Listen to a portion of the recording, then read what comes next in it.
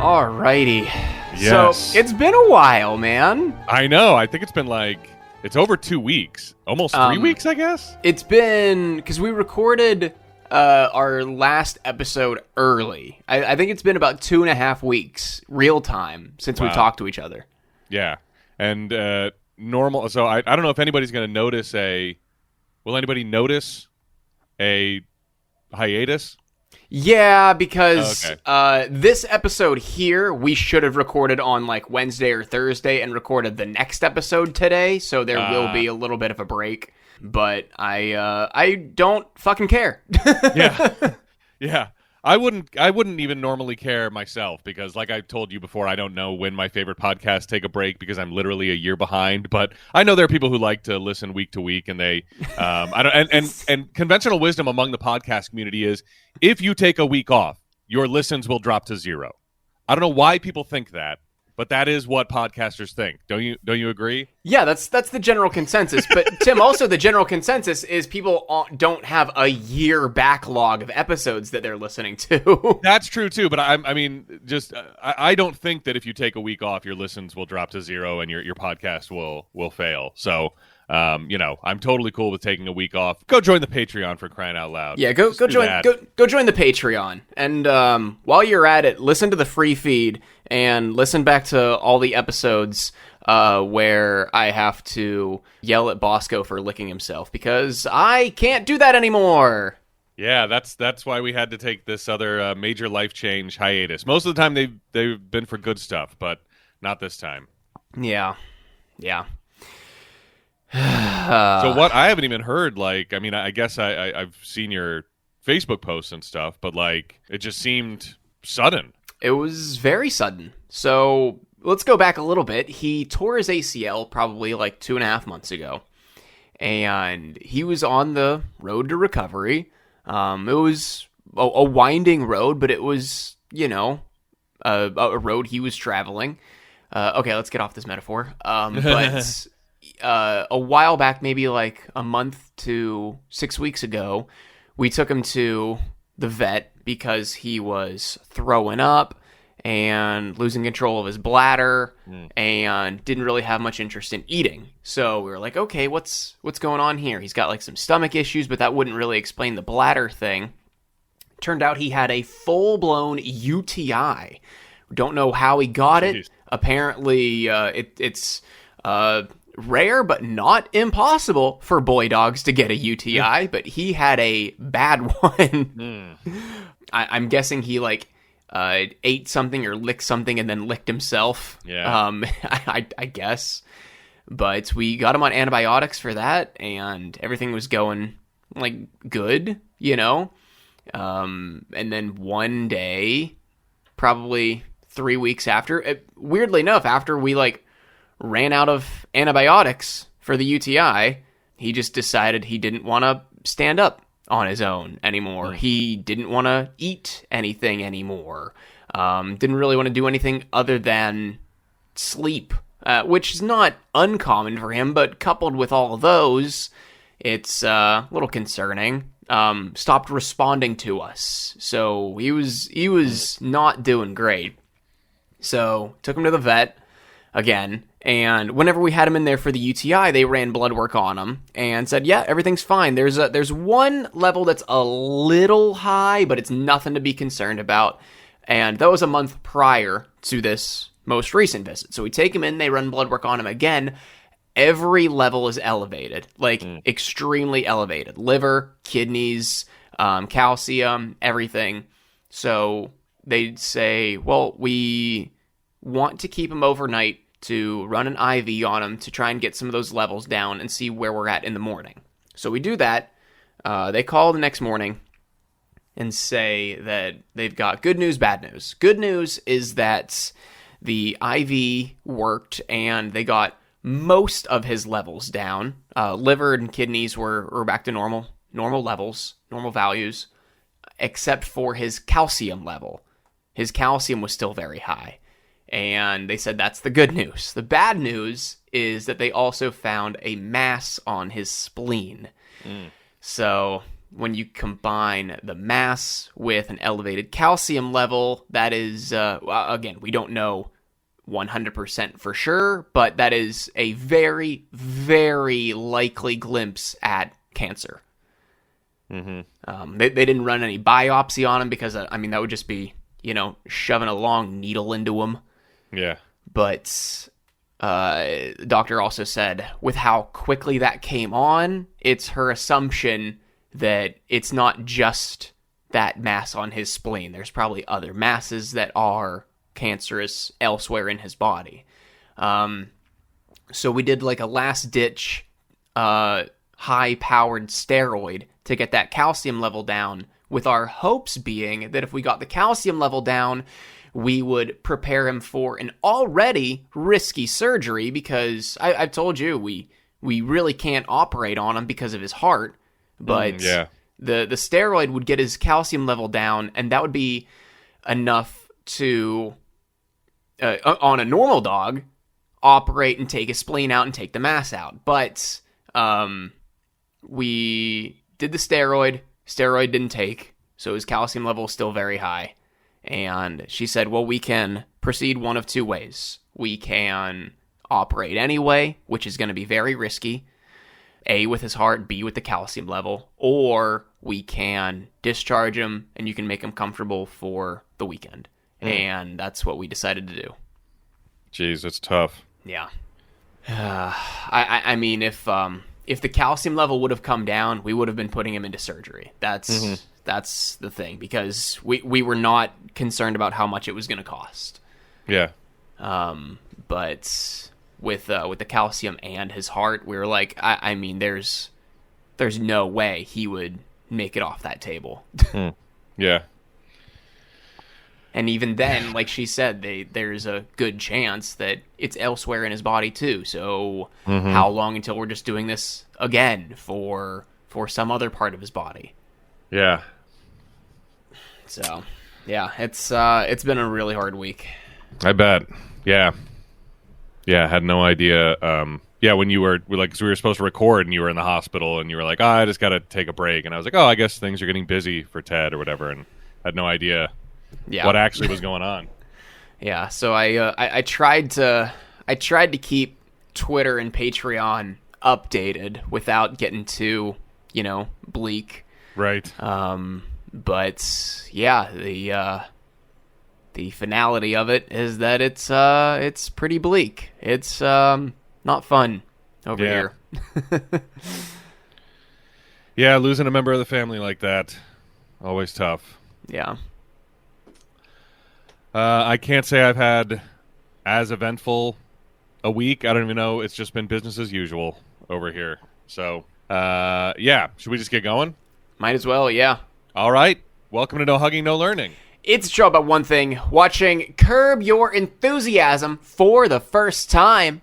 I'm Tim Murphy. And I'm Ted Hollowell. And today we will be talking about Season 6, Episode 9, The Therapist. I couldn't believe when I started it up, I was like, oh, no, I'm starting up like what looks like close to the last episode. I know we're not there. And I was like, oh, damn, we are. We're like almost done with Season 6. And so we will be talking about that. But before that, what's the deal with stuff from our last episode, the N-word? We really did need a break, a nice long break after the N-word. Everyone needed to recover from that. Really, the only bit of homework we had was we wanted to know what was Jake Johnson up to around this time. We see him as the character who says the titular line, as it were. Oh, no. I know. So a big role. We know him as the guy who said the N-word. Yeah. And so I didn't know this. His full name is Mark Jake Johnson Weinberger. Interestingly enough. Yeah, I know. Mark Jake Johnson Weinberger. Yeah, I had no idea. It's interesting. Like, he had a little name hidden in there. So he was born in 1978, so he's 44 right now if you're listening to us in real time. Born in Evanston, Illinois, a northern suburb of Chicago. attended New Trier High School in Winnetka, which he grew up like 8 minutes from where my dad went to school. Oh my dad God. grew up in Winnetka and went to a different Catholic school, but they grew up obviously decades apart, but in the same neighborhoods. I thought that was kind of cool to find out.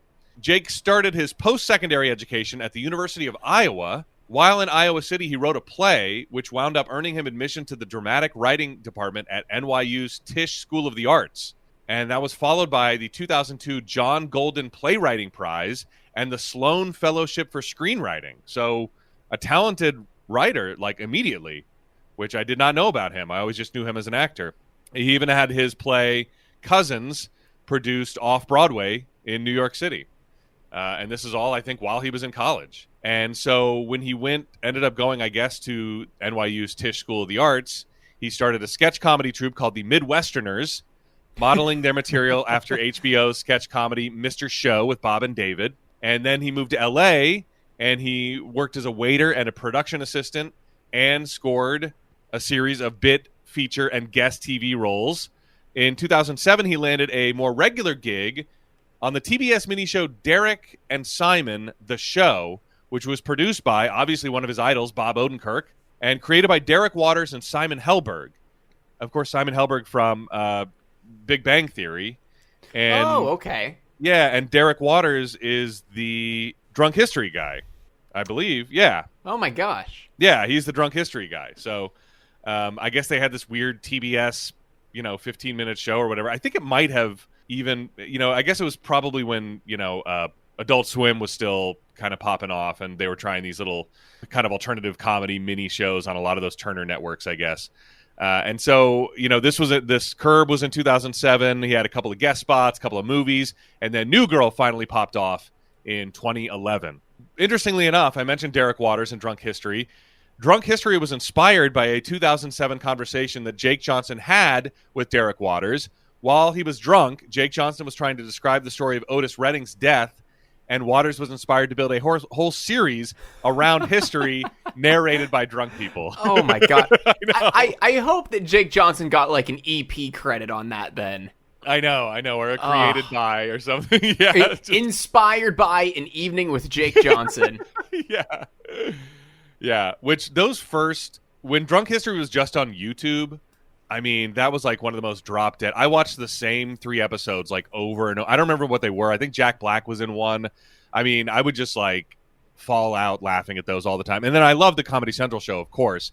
But I found it kind of like became a victim of its own popularity because I felt like some of the drunk people There's a lot of celebrities in it. Yeah, and then I felt like a lot of the drunk people were playing it up. Like, all right, dial it back, 2-drink Sally. Like, you're really chewing the scenery here. I actually don't think I knew that it was a YouTube series before it was on Comedy Central. I thought it was just a Comedy Central thing. Yeah. It made total sense for Comedy Central. I don't know why. I don't know. And it was amazing that it was just a YouTube thing because, like, big famous people were in it.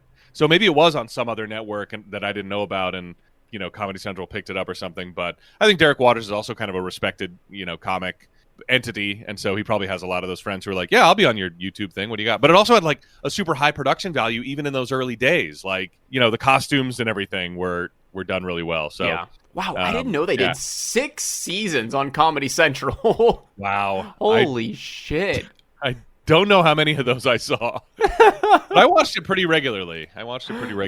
Oh my God. I wonder if, because it goes back as far as 2013. I wonder if that's the YouTube or if that's Comedy Central. Oh my God. This does say that Jake Johnson appeared in the first episode of the web series as Aaron Burr. And then when it was adapted for television under the same title on Comedy Central, he appeared in the 8th episode as William B. Travis and the 9th episode of season 3 as Boris Spassky. I don't know who either of those people are.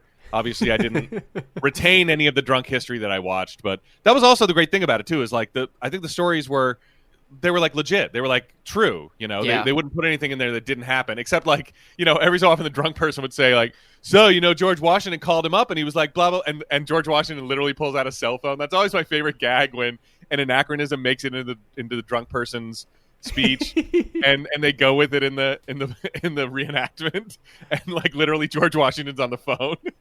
Okay, so yeah, I'm looking at the wiki now. To Jake Johnson's Aaron Burr was Michael Cera's Alexander Hamilton. Yes, I remember Michael Cera being a part of that. To Jack Black's Benjamin Franklin was Clark Duke as William Franklin. Yes. Jesus. Okay, Danny McBride as George Washington. Oh, that's amazing. In episode 3. That's it. I mean, I just got to go back and watch the web series again. Ooh, okay, so episode 5 of season 1, Will Ferrell as Abraham Lincoln, Don Cheadle as Frederick Douglass, Zoe Deschanel as Mary Todd Lincoln. Yes. So, if Jake Johnson is, like part of the show behind the scenes or anything, that's a whole year prior to he and Zoe being on New Girl together. Wow. They were like, we got some chemistry. We should do something. We should get something going. Yeah, now I got to just go back and watch those web episodes again. I'm sorry, webisodes. I'm old and I separate conjoined words. I mean, modern age. I don't think the new term is calling them webisodes. That's very. No, you're right. That's very elder millennial. Have you seen the latest webisode of Fred? Fred's latest webisode. Tim. Christ. So just a couple notes about Jake Johnson here. He married Erin Payne, an artist, in 2006. They have twin daughters, Elizabeth and Olivia, born in 2014, and they've been together since 2003. So like 20 years. Oh, wow. Which, is so rare in Hollywood, I find. So yeah, that's awesome. And in 2010, Jake Johnson was cast in a small role in the Russell Brand comedy Get Him to the Greek, the spiritual sequel to Forgetting Sarah Marshall, available on Patreon right now. Wait, what? He's in Get Him to the Greek? I guess, yeah. I don't remember him in that either. All I remember is Jonah Hill, Russell Brand, and Puff Daddy. That's it. Yeah, I don't remember at all. Oh, you know what? I think he's in like the team of like business people that Jonah Hill is in. Oh, yeah, like the label, underlings or whatever. Yeah. I also have to play this very funny, it's only a minute, and I'll drop the actual audio in when I edit this, if I remember. Oh, he's got a sick mustache and Get Him to the Greek. He can grow a sick mustache, as we see. He had one. He had one in. Oh wait, no, I'm thinking of Max Greenfield. But he had one in a couple episodes of New Girl as a throwback, like in one of their like flashback scenes. Yeah, he can grow a good mustache. Some people look good with or without a mustache. Some people look funny with a mustache, but he can definitely pull it off. But I found this from Larry. This is a webisode of Larry King because when I guess Larry King eventually moved to something called Ora.tv, ORA.tv, after his like actual TV career. And so this was from that webisode. Jake Johnson being interviewed by Larry King, and he's got a very funny story about his Curb, and he calls it he's like, it might have been my first acting gig. I did an episode of Curb Your Enthusiasm. It was one of my first jobs, if not my first TV job, and it was my part to say the N-word casually. And so I got the audition, and I was really nervous about it. But, to work with Larry, I was like, I'll do anything, man. He's the best. And so the job is I'm on a cell phone, and I say the N-word, and he hears. And that starts a big episode where then he's talking about it, and Garland hears. It's a great show. It's a great show. And so I do the scene. And it's really uncomfortable to say that word, especially as like you're a goofy little white boy. They call cut, and nobody in the crew laughs. Larry doesn't laugh. There's just a long pause, and Larry David goes, "That was almost too realistic." And everybody looks at me because it's improvised like I wanted to do it. My hands were shaking. I was like, "Get me out of here, man. I want to go home." Oh my God. That was absolutely hilarious. That was too realistic. Jesus. I know. Not the feedback. You acted too well. Like, not the feedback you want to hear delivering that particular line. Yeah, you are too believable saying the N-word as a white man. Oh my gosh. I thought that was so hilarious. Oh, the only other bit we have here, I don't know if this counts as Curb Your Continuity, but At the hospital cafeteria, Larry and Jeff have lunch at table 15, according to the table number. Halfway through the scene, the table number disappears. Where did it go, Ted? Yeah. It's not as egregious as some other giant plot lines, but, I wanted to mention it since it's kind of we're trying to make it happen, trying to make the new feature happen. And that's all I got. All right. Do we got any news or anything? Yeah, I want to mention a couple things. First, Jerry Seinfeld was back in Erie, back on the 18th, our former home base. He'd been there a couple times. Just wanted to mention that. And then also, I wanted to, how do I get to, oh, there it is. I got to shout out friggin' Jenny Lewis, who retweeted us. So I tweeted about one of my favorite musical artists is Jenny Lewis, formerly of Rilo Kiley. She has a new album coming out soon, and she's been dropping singles, and one of them is called Giddy Up. And so I just tweeted a dumb, I remember seeing this, yeah. Yeah, now I can't find it. I just tweeted the dumb picture of Kramer, and by the way, it was like the most low-quality GIF I could have found. Absolutely. And I said MRW when someone asks. Oh, wait, I doubled up on when. MRW, someone asks, my reaction when. Someone asked what the name of the new Jenny Lewis song is, and it's Kramer just saying, Giddy Up. And she retweeted it to her 118,000 followers, and we got 2 more retweets, a couple of replies, 28 likes, and over 6,000 views of that tweet. Hell yeah. I know. I don't know if it... I don't know if any. I haven't checked the stats to see if that equaled a bump in downloads, but I thought that was very cool, especially because I'm such a big Jenny Lewis fan. I highly recommend all of her work with Rilo Kiley, and her solo albums have just been, next level. I literally think she's a genius. Like, especially if you listen to On the Line and The Voyager are like just excellent. But yeah, and it gave me an idea for the next movie we should do whenever we have time for that. Can't believe I might have forgotten about this one. She was previously an actress, Jenny Lewis, and so in honor of her retweeting us, I nominate for our next Patreon movie, The Wizard. I don't have even you heard? know. I've never seen it. I don't know what it is. So not only does it have Jenny Lewis, but it also has Fred Savage, who of course was in an episode of Seinfeld when Kramer moves out to L.A.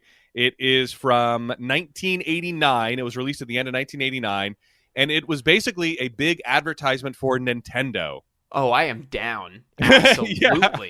Fred Savage has this little brother who is, I guess, I don't know if they ever say it, but he's like autistic, but he is like super good at video games. And so they run away from home to go to like the Nintendo Championships. And it's actually the movie where they debuted the first gameplay of Super Mario Brothers 3, and the Nintendo Power Glove is in it, and it just holds it's on like such a pantheon of outdated movies that elder millennials grew up loving.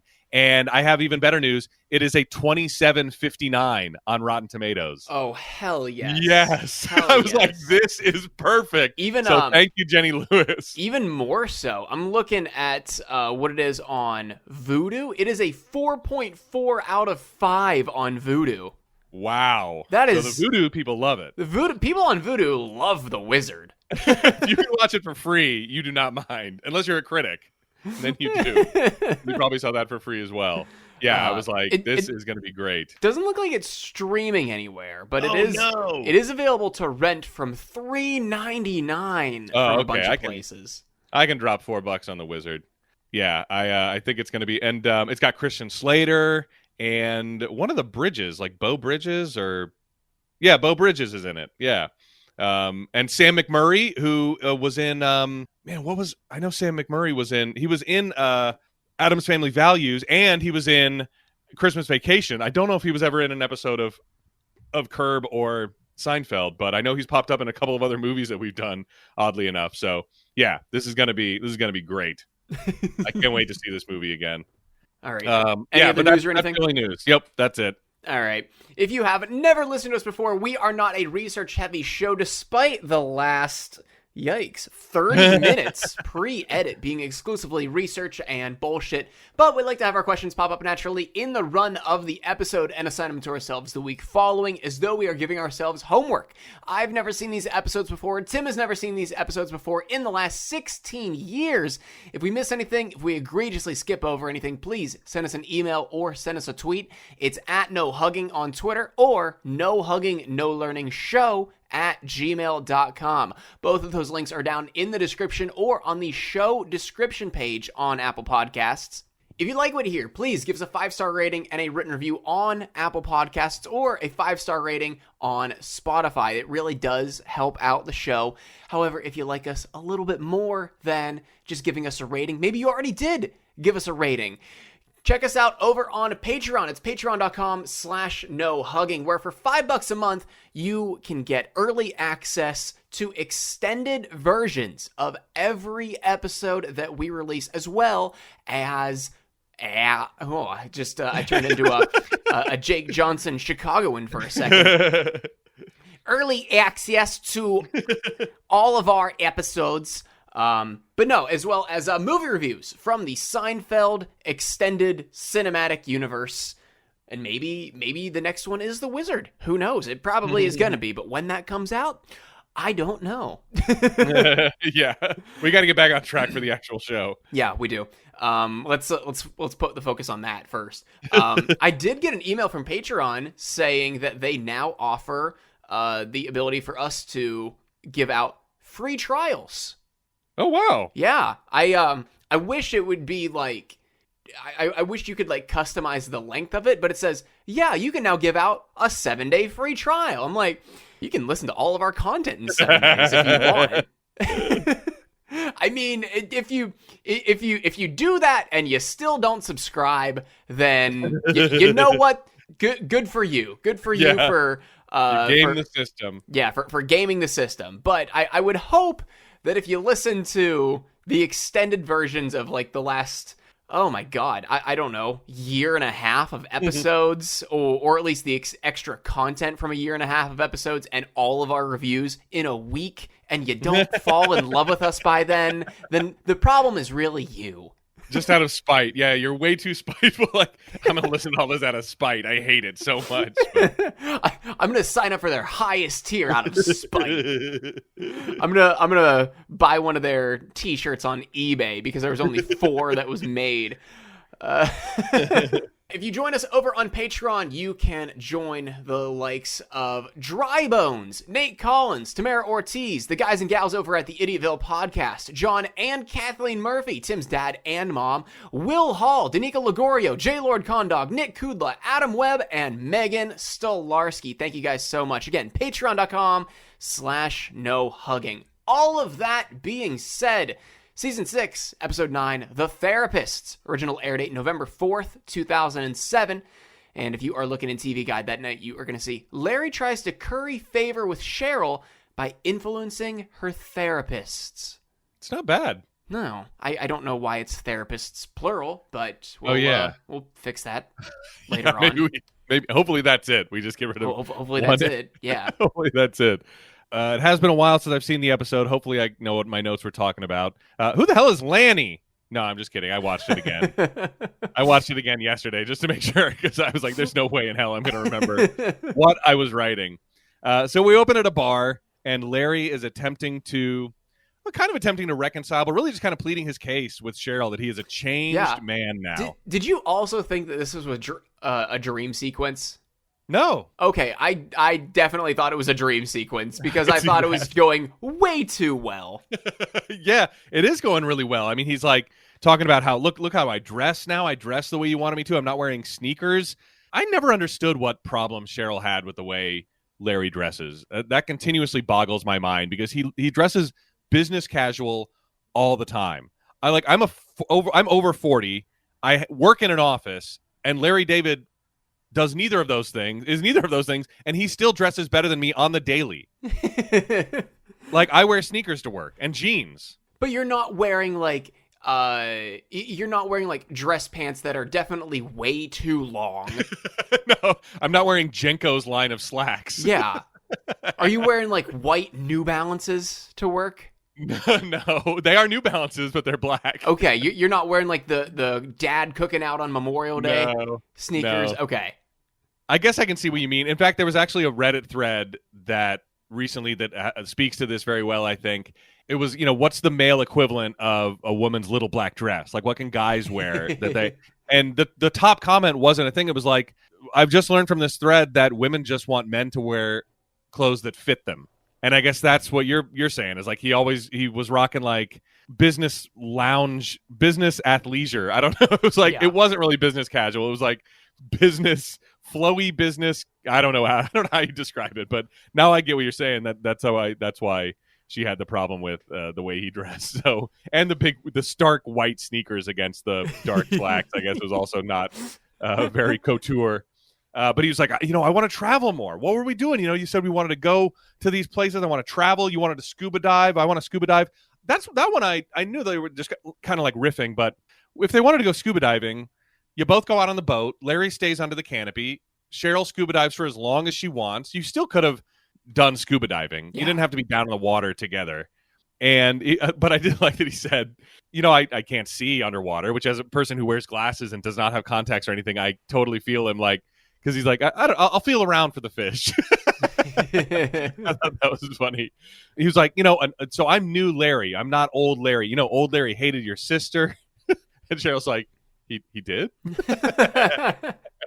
And he's like, let's not talk about that. That's old Larry.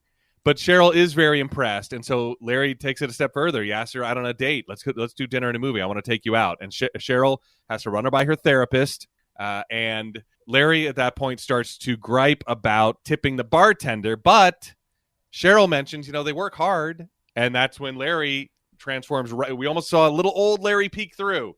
That he's like, oh, come on. He was like talking about how entitled bartenders are to they make a more lot of money. They get 20% off of every drink. Yeah, if someone gives them a 20% tip, Larry, it's not just a fucking guaranteed thing. Because welcome to America. But also, I feel like sometimes, I'm not defending Larry's position, but sometimes because I think they deserve it, sometimes they make more. Because if you're getting like a $5 or $6 beer and you leave $1 on that, that's, close to 20%, right? So I think they do make about that.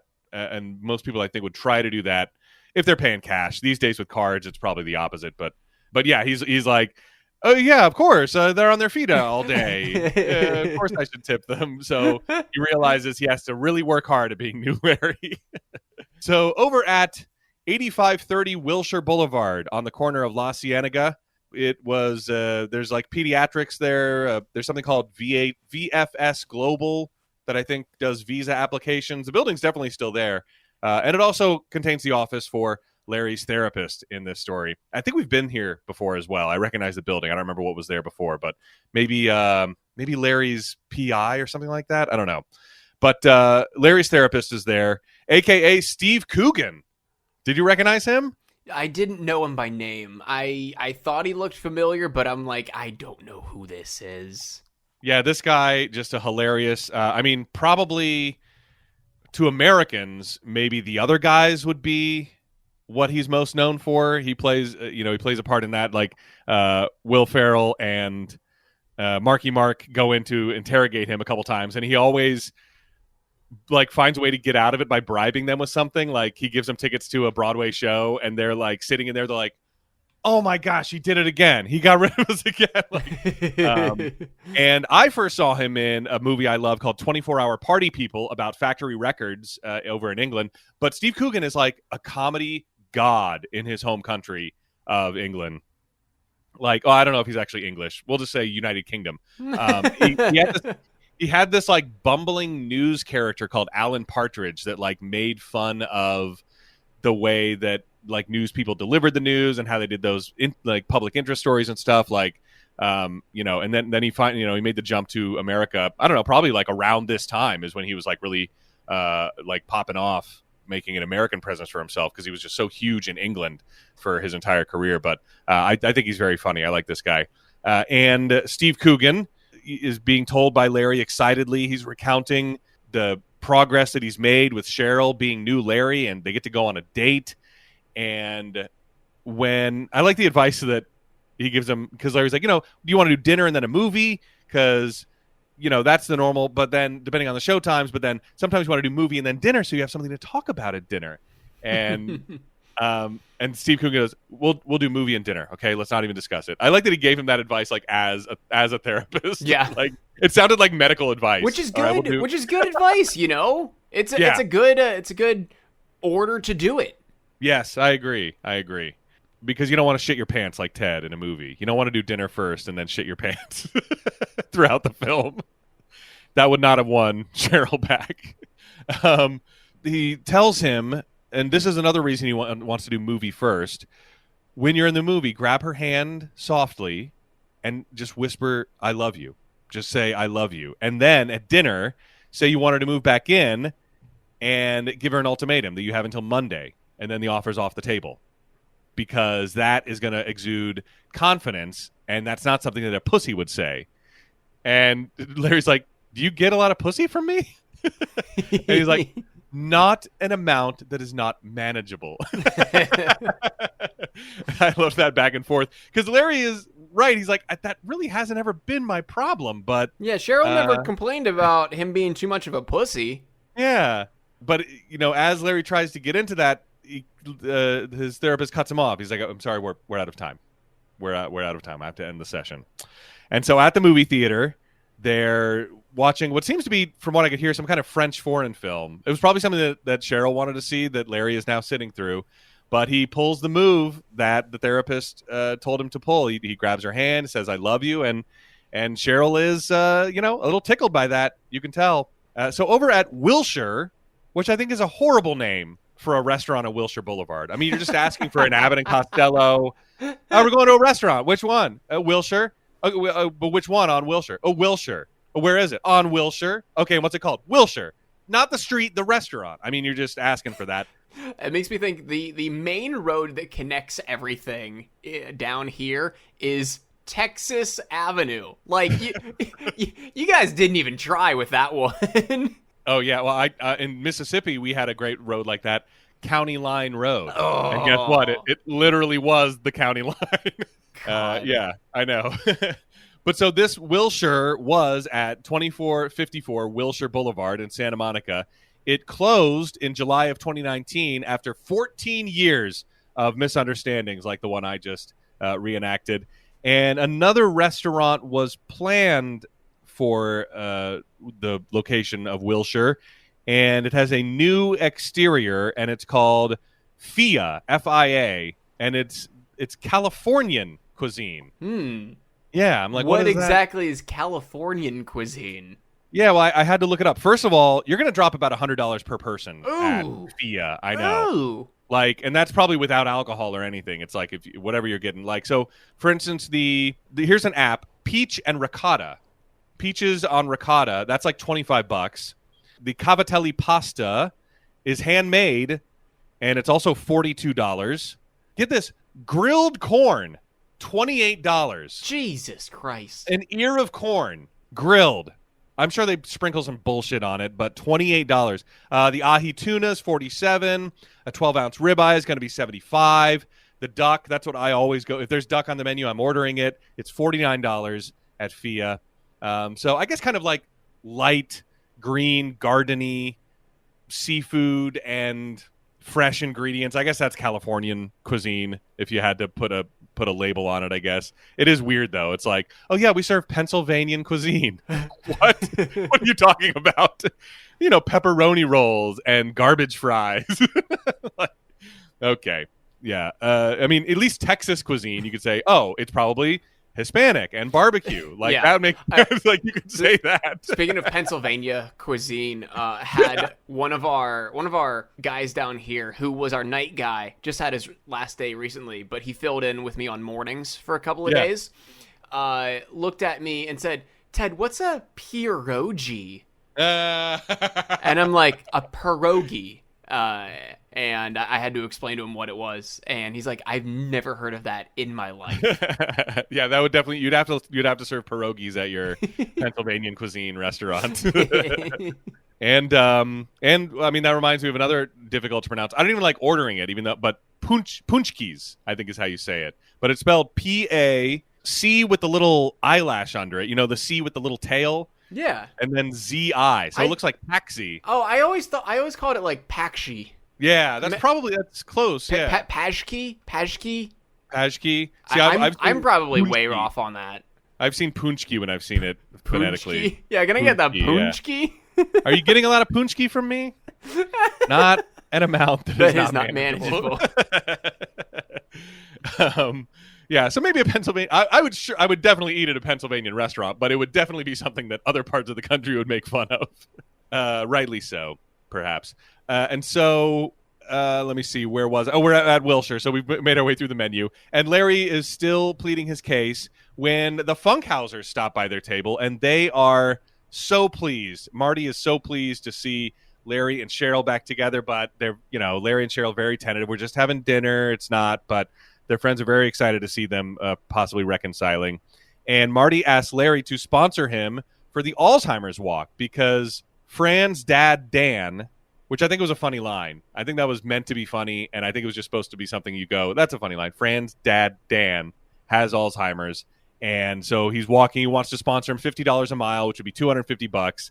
And he goes, Marty, I wonder how many of these, I'm guessing all of them were improv, and I wonder how many alts there were because Larry David was cracking up. Not that I see him breaking in it, but they're so funny. Larry's like, oh, what does he do that he has Alzheimer's? And these symptoms are questionable. I know that much, knowing someone. My wife works for the Alzheimer's Association, so the symptoms are questionable for Alzheimer's. But he's like, he runs around the house naked all day. Every time he farts, he calls the fire department. Not gonna lie, that sounds like a good existence. That sounds fun. That sounds like a lot of fun. And then he yells at the cat because it didn't vote. I have to imagine that they let him roll like 12 of those, and then they just pick the best ones. Yeah, I think so. I want to hear the other ones. I would love to. I gotta look up the outtakes for season 6 or whatever. Yeah, because I just have a feeling that's something that Bob Einstein could just roll with a totally straight face like he was. But he would definitely. He's about to start complaining about it. But then Cheryl kind of goes, well, it's such a good cause, and Larry's like, you're right. Yeah, of course. Yeah, it's just $250, and so he does sponsor him, and Cheryl's like, wow, I can't believe it that you really are a new guy. I expected you to complain about it or give him a hard time, which he definitely wanted to, but he's new Larry. And so he takes the occasion to throw down the ultimatum. Cheryl does not take it very well and says, well, I'll give you my decision right now. You don't have to wait till Monday. I'm not moving back in. So back over to the therapist, Larry barges in and he tells him, you ruined my life. You ruined my life. He says it twice like that, which I thought was funny. And he drags him to Cheryl's to tell him it was his idea to do the ultimatum. And so we finally get the doctor's name, Dr. Bright. And Dr. Bright and Larry show up to Cheryl's new place. It's beautiful. It is you walk out onto the beach. You're on the ocean. It's absolutely amazing. And she says that her therapist, this is where I really started cracking up at Steve Coogan, because she's like, my therapist said I should do something for me, do a me purchase. And Larry's like, because the therapist goes, that's good advice. And he's like, you didn't tell me to do a me purchase. He's like, we were working up to it. That's where we were going to end up. It's just great how he just seems to be just completely talking out of his ass and flying by the seat of his pants the whole time. And so Bright does tell Cheryl that he was basing his thoughts about Cheryl on this picture that Larry was painting of her, and that he thought you were the kind of person that would respond to an ultimatum. So it was his idea. And I'll take, 90% of the blame for what Larry did. And Larry's like, no, you take 100%. He's like, well, I'm taking the lion's share. He's like, no, take the full share. You get 100% of the blame. And so the doctor's like, okay, you're right. New Larry is totally mine. I mean, the way he dresses, the shirts, I told him to do that. And now Larry's got to backtrack. He's like, what? No, new Larry, it was me. And so Cheryl says, all right, well, let me just, talk all this over with my therapist. And they leave. And so they're over at Jeff's now, and Jeff and Larry and Dr. Bright are trying to figure out, because it's kind of unlocked in Larry's head. He's like, I've been talking about Cheryl, and you only got one side of her. Cheryl's doing the same thing to her therapist, only getting one side of me. If the therapist knew me and what a good person I can pretend to be, then I could, influence what Cheryl does in our relationship. And so at Larry's house, Larry's solution to everything we know is to save their life. I think didn't he do this once before? Didn't he come up with this once before? Maybe it was about the kidney consortium guy. Maybe that was their first plan, but then they came up with the hitting the car thing as the other plan. But yeah, so Larry comes up with the idea to save her life. And in this case, Leon would snatch her purse, and then Larry would pop out of nowhere and get the purse back. And Leon, as he does for his homeboy Larry, he's in immediately. Oh, yeah. He's like, shit, I'll do that. But he's so intent on fucking Larry up. He's like, snatch the purse, fuck you up a little bit. And Larry's like, wait, what? Yeah, he's like, someone's getting fucked up, Larry. I'm going to break your glasses, break your teeth, something. And then Loretta and Auntie Ray come in, and they forbid Leon to even take part in any sort of role-playing like this, as Larry tries to kind of pass it off. Like, Leon's not doing that. And then Loretta suggests, as Dr. Bright is sitting there, this pasty-ass motherfucker got you into the situation. He should get you out. And Dr. Bright says, I'll do it. Fuck it. Yeah, he reluctantly agrees, but he agrees. Yeah, he reluctantly agrees. And so out on the street, Larry and Bright are arguing over the ski mask. He's like, all right, yes, Bright's psyching himself up and he pulls a ski mask down. And Larry's like, what the fuck are you doing? You look like a rapist with that thing on. Don't do that. And so he put the hood up. And he's like, the hood, isn't that a little cliche? And so then the doctor's coming out and Larry pushes him into the therapist. And Dr. Bright goes, give me that purse. I'm mugging you. I'm mugging you. The thing that all muggers say. Yeah. You have to instruct them as to what's going on. Yes. I'm mugging you. I'm mugging you. And so that's when Larry comes out and, tackles him, gets the purse back. The plan goes perfectly. But as Dr. Bright runs away, the cops pull up and tackle Dr. Bright. God. But he immediately just turns around and starts walking back to Larry instead of, making a break for it. Yeah, running maybe across the street the other way or something. So the cops have to, I don't know. But yeah, he turns around. But the thing is they pull up, their lights are already on. Yeah, they go, whoop.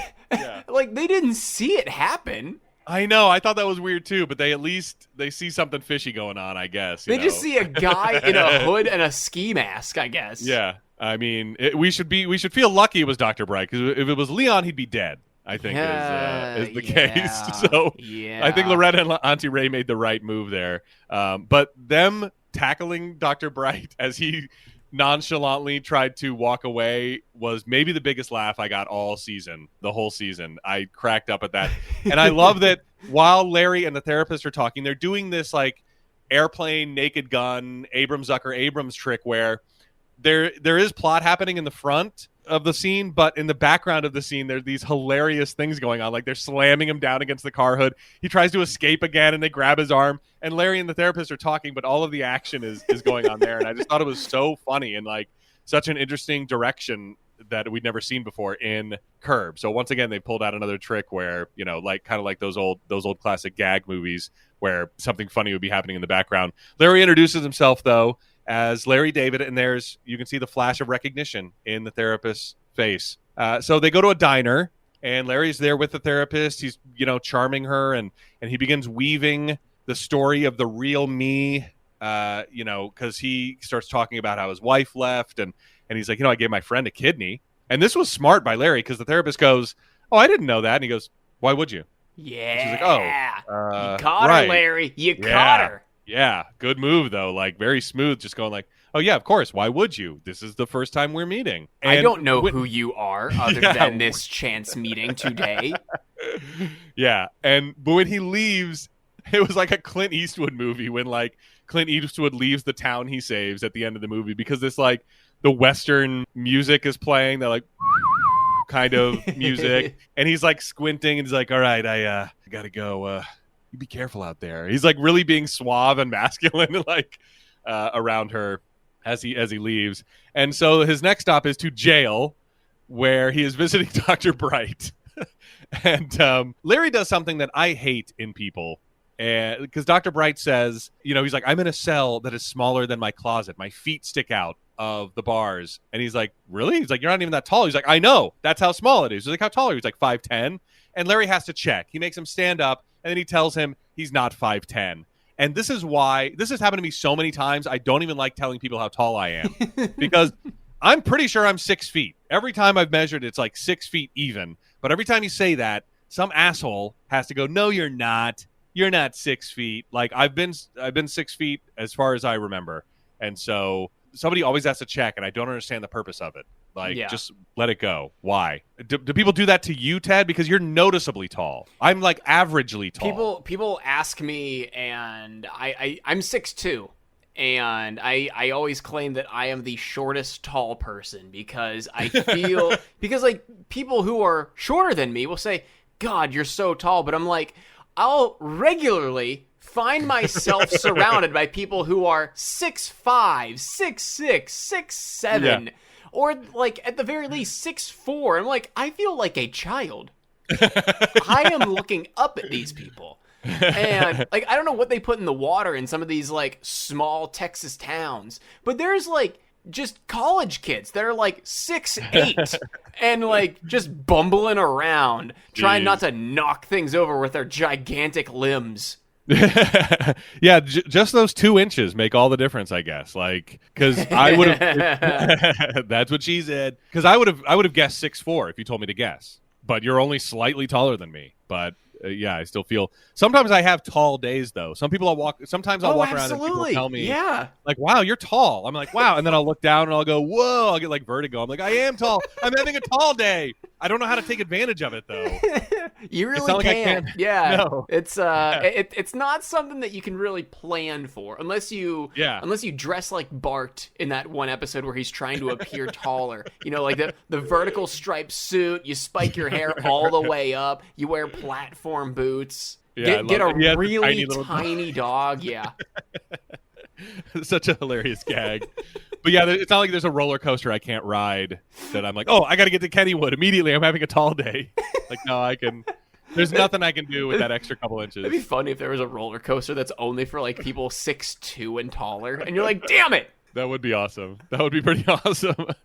I'd want to know why. Like, that'd be a big and tall park. There should be big and tall parks. Oh, that'd be awesome. Especially with like how many coasters and rides are, very like ableist ride designs, very sizist ride design. Yeah. Like even the new Tron coaster at Disney. Oh, really? Like it looks really cool, but the ride vehicle, you're literally straddling a bike, and if you're bigger than like, I don't know, 250 pounds, you're not going to be able to fit on it. Yeah, I worked on a roller coaster for a little bit, and they make them as inclusive as they can, but every so often we needed the we had an extender on there, or you'd have to like get like 2 or 3 people to like push on the thing. That never feels good either. No, I had a guy like get up and walk off. He was like, no, we're not doing this. Just let me off. I just don't need to ride this. And I was like, okay. But that's SOP. That's SOP on Alpengeister. It was when I was in charge. I was never in charge. I was always peon. But I did what I had to do. So where the hell were? Oh yeah. Larry has to. The doctor is pleading to get him out of there. He's like, please. And Larry's like, I'll give me 24 hours. He's like 48, 72. Then Larry has like these like, what's after 72? He like tries to do the math of like days in his head. And the doctor like keeps trying to talk to him about like pleading to get out of there. And then Larry goes, we have to stop. I'm sorry. We have to stop. Just like the doctor cut him off, got him back. So Larry is driving in his car, and the therapist told Cheryl to never talk to Larry again. And Larry's like puzzled. And this is as he is passing the Alzheimer's walk. And I had my wife who's worked for the Alzheimer's Association for 10 years at this point now, probably maybe more, to look at the accuracy of this. And according to her, that has never been the Alzheimer's Association's logo. They've never had the tagline, join the walk for a cure. And also, the shirts are red. The shirts are red, not purple. It's always been purple. It was Memory Walk, for a long time. It used to be called the Memory Walk. They did have a similar logo to the dude walking. So maybe this is kind of like a parody, not a parody, but like an off-brand, kind of like we wanted to use the logo, but we didn't want to ask the nonprofit to use their logo in this kind of thing. Like, just make it look like this. This is the organization that does these. Just make it look like this. Like, oh, okay, everybody wears the same shirt. There's a guy walking in the thing. So, and Larry catches up with Jeff, who is taking part in the walk, and he realizes that the therapist likes him. He did such a good job charming her that she has feelings for Larry now. And so he either, tells her that he doesn't have feelings for her, and she continues to badmouth him to Cheryl, or it's even worse, or there's no reason to play into it because he doesn't want to be with a therapist, and so he's kind of screwed. And that's when Larry sees Marty Funkhauser just sitting at an outdoor cafe watching the parade go by, watching the walkers go by. And Larry says, "What are you doing? I sponsored you for the walkathon." He's like, "Yeah, I raise money. I don't walk."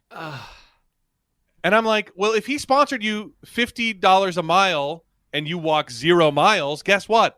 That's $0. You raise $0 then. Yeah. Because if it sounds to me it was a 5-mile walk, which, by the way, is a whole hell of a lot longer than because it was $50 a mile, and he says the final bill would be $250.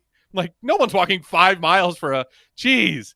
But that's what the math was. See, I thought it was a 5K, which would be 3.1 miles, a little over 3 miles. That makes a little more sense. I mean, he did say mile, but did he? Okay. He might have just misspoken. Just $50 up.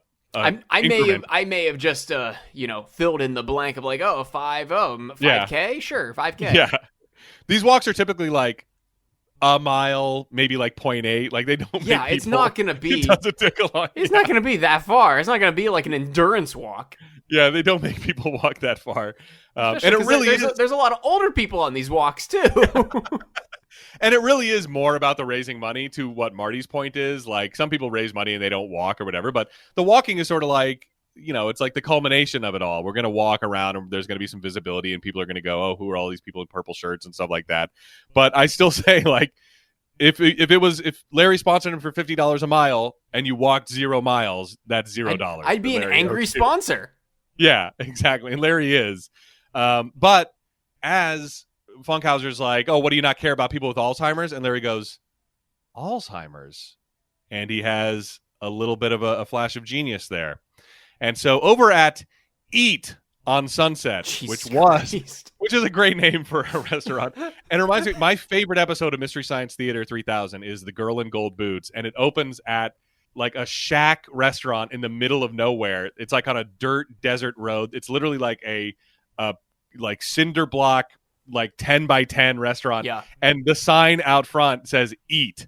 And the guys make fun of it the entire time. So the fact that there's a hoity-toity expensive restaurant on Sunset that was called Eat, like, that's the best they could think of, is just hilarious to me. I saw this on Reddit the other day, that there's a Thai restaurant and their sign out front, the name of the place is called Thai Food Near Me. Oh my gosh, that's brilliant. Thai food near me. Right? That's incredible. That's awesome. So obviously when you Google Thai food near me, they're going to come up, especially if you're in the area. There's a Thai food right near me. Not called Thai food near me, but it's called PHO. How do you pronounce that dish? Pho. That's what I thought. That's the way I've always said it. And this place is called PHO KIM. Fuck him. Okay. See, I'm like, I don't remember like what podcast I was listening to. It was like all of the best like pho restaurants, they're just going to be like pho and a number, because that's typically whenever that family came over from Vietnam. They came over to the States from Vietnam. So it's going to be like your pho 76. It's going to be a pho 79 or a pho 78. All of the ones that are puns or something like that are not traditional Vietnamese. And I think pho is Vietnamese. Now that I'm like saying it, I want to like check. Well, this says they serve Japanese fare as well. And here's the thing. Okay, so here's the twist. First of all, I don't think it's a pun because it's not written like that. It's written very classy. Okay. If I was going to... Yeah. Pho is a Vietnamese soup dish consisting of broth, rice noodles, herbs, and meat. Yep. Okay. Okay. So this one does say Asian Vietnamese. For some reason, I thought it was Thai. But so I don't think it's meant to be a pun because it's written very ornately on the front, and no one seems to point it out that way.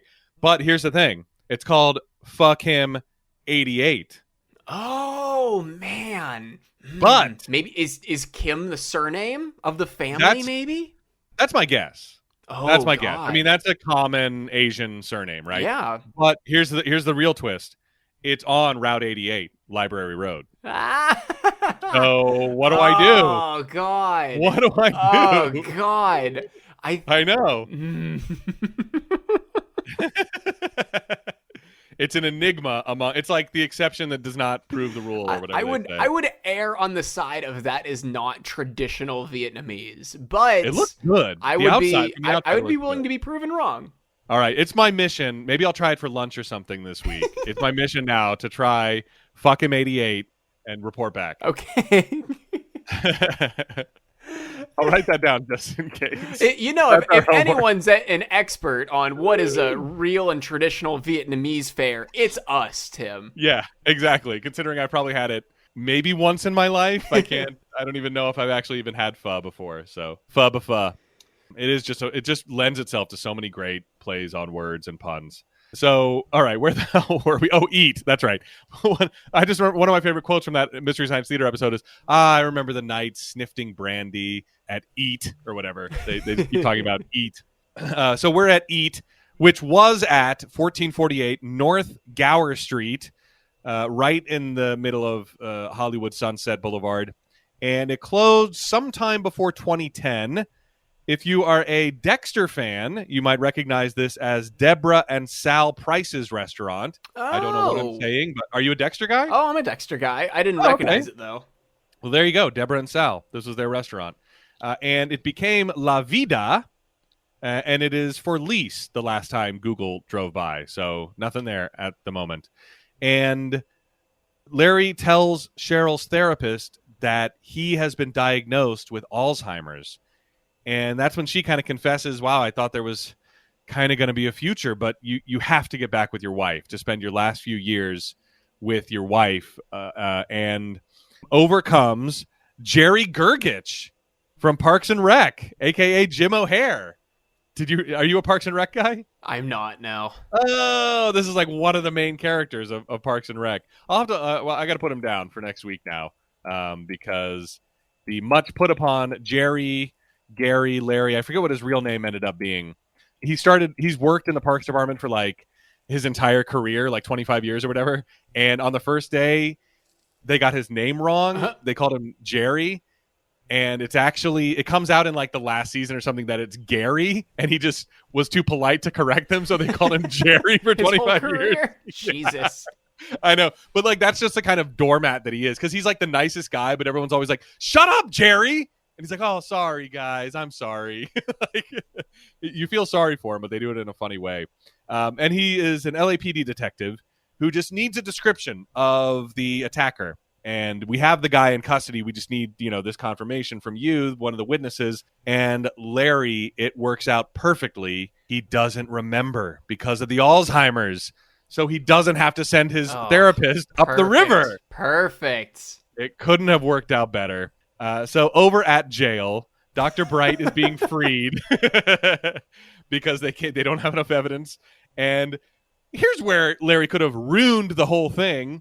Larry is picking him up. I mean, don't you think that it'd be weird? Wouldn't you be worried about one person going, hey, wait a minute, that's the witness. Why is the witness picking up the suspected attacker? Yeah.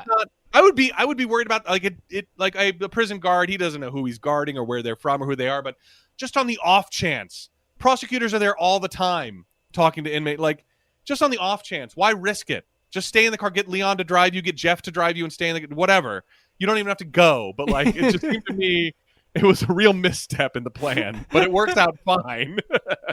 And Dr. Bright is so skittish. Oh my god! Like, yeah, Larry like just goes to slap his shoulder a couple of times, and he's just backs away and just goes. Ugh.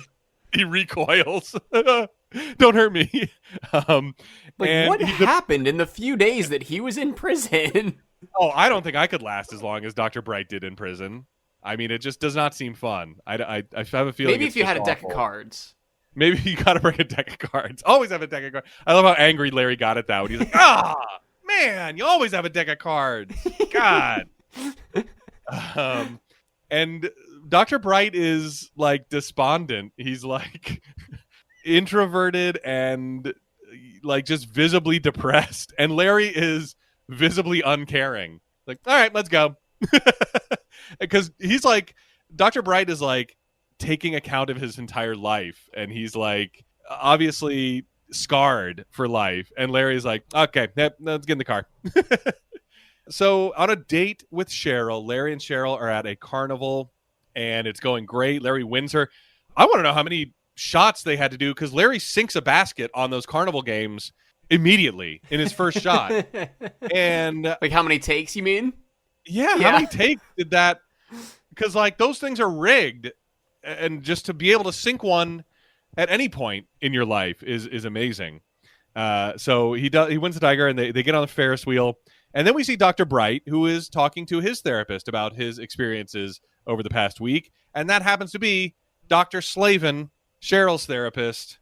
And then Cheryl tells Larry she agrees to move back in as she gets a call, which she takes, which I thought was rude. If Larry had taken a call from anybody, even if he's like, but it's my therapist, she would have been like, oh, well, we were on a nice date. I can't believe you took a call. But Cheryl takes a call. Whatever. Different standards for her. And it's her doctor. And that's when Frolic starts up. And that's the end of the episode. I guess the whole thing was going to be blown up. Dr. Slavin was calling to tell Cheryl everything. Oh, yeah. Right? Yeah, probably. Yeah. Because she got the story from Dr. Bright about Larry, and then put two and two together that Larry doesn't actually have Alzheimer's. Because Dr. Bright, I'm sure, would have been able to tell her that. And then the plan to mug her, Dr. Bright was the villain. And I mean, yeah, so that's what's going on. She's being told the whole thing. So kind of a cliffhanger. I like that heading into the 10th episode of the season, the finale. Yeah. Okay, what do we got for homework this week? Fuck him, 88. Is it any good? That's a good bit of homework. And Jim O'Hare, what was he up to around 2007? Because we're definitely prior to Parks and Rec, although it can't have been too far off. It started in 2009, so he was 2 years away from his big break. But what was he doing in 07? Where have we seen him before Parks and Rec? Okay. What do you like for cover art? Wow. I mean, something during the mugging seems like it would be appropriate. Yeah, that's all. What are you thinking? Larry and Dr. Bright in jail, at their jail visit. That could be kind of funny.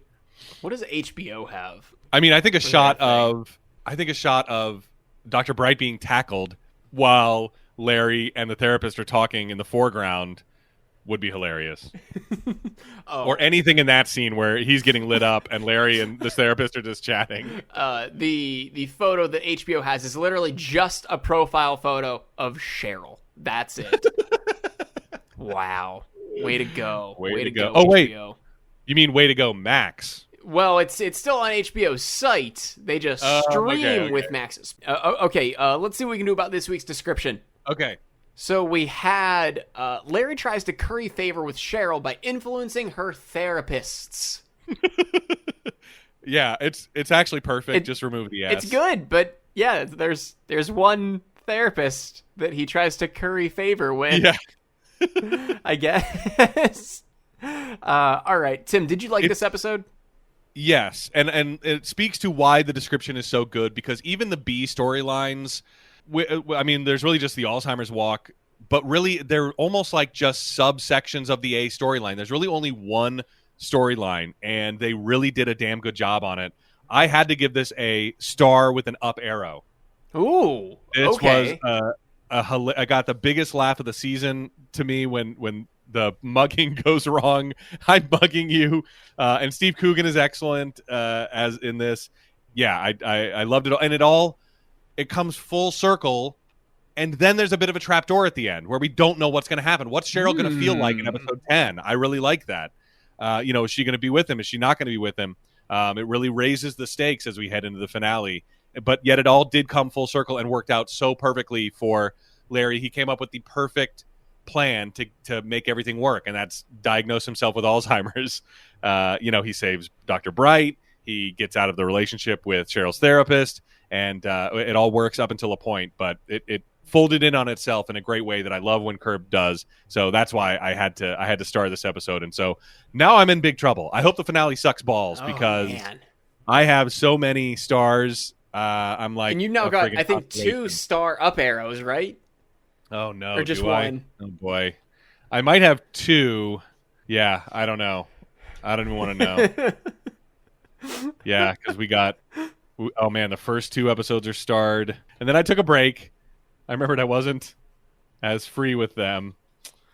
There's the Freak Book. That's 3, I think.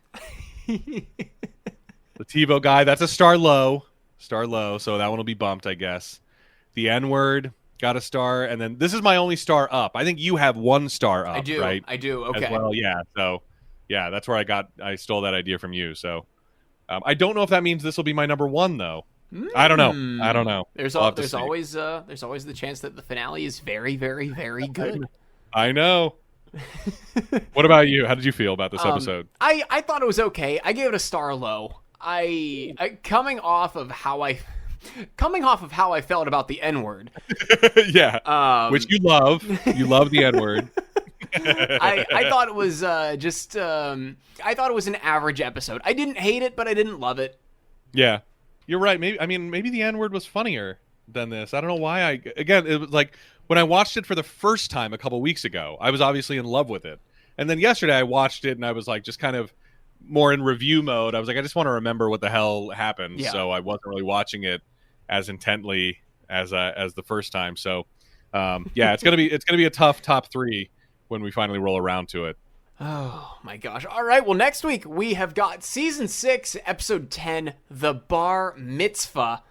I'm not Jewish. I don't know the proper pronunciation of it. Is it bat mitzvah? It's just bar mitzvah, right? Bat mitzvah is for a girl and bar mitzvah is for a boy. A bat mitzvah. Okay. So it is bat mitzvah. So this is the bat mitzvah? The bat mitzvah. Okay. All right. Original air date, November 11th, 2007. And if you're looking in TV Guide that night, you are going to see in the season 6 finale, a bat mitzvah provides Larry with a chance to clear up his recent domestic travails. God, that sounds like one of my first drafts. Like I would go, look, I know we're not going to keep this, but domestic travails. I can't think of the right word right now, but I just want to get it going. I just want a jumping off point. Like, God, that's awful. It's really bad. Domestic travails? Yeah. I mean, you never even hear that word used that way. And here's the thing. With Max, they don't show you the single episode screen anymore. So I had to search for this on HBO's website. Oh, geez. Great. Travail. Engage in painful or laborious effort. I mean, I had to look it up. I'm like I kind of know what that means, but... And that's a verb. Is travail, if they even used that correctly? Oh, noun. Okay. A work, especially of a painful or laborious nature. So you can travail at a travail. But still, we're not keeping that, I can tell you right now. Yeah.